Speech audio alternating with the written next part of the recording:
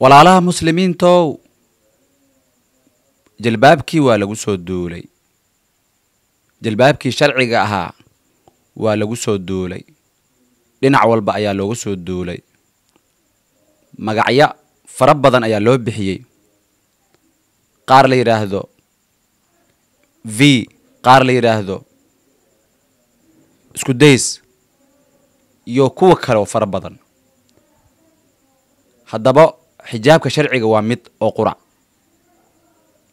waxaad arkaysaa gabar xijaaban oo laakiin qaaban qaybna xijaab ayaa ka sidataa dhinacyadeeda iyo keliyadeedana way qaawan yihiin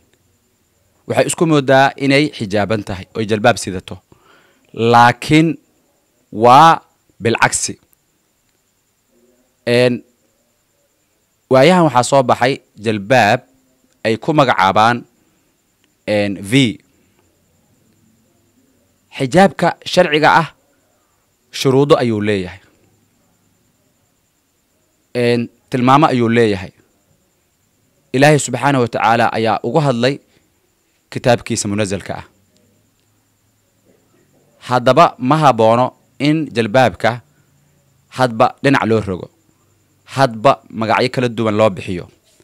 waxaan la hadlayaa harqaanleyda iyo dawaareyda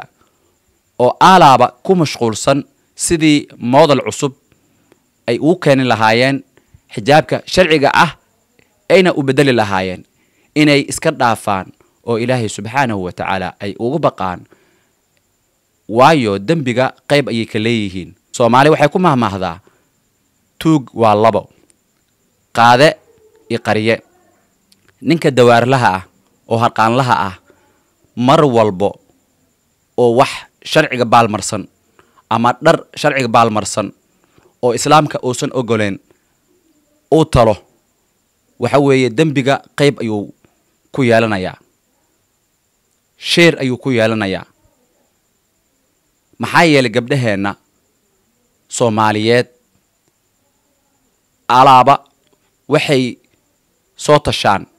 jalbaabo aan ahayn jalbaabkii sharciga ahaa gabadhi waxay soo gashanaysaa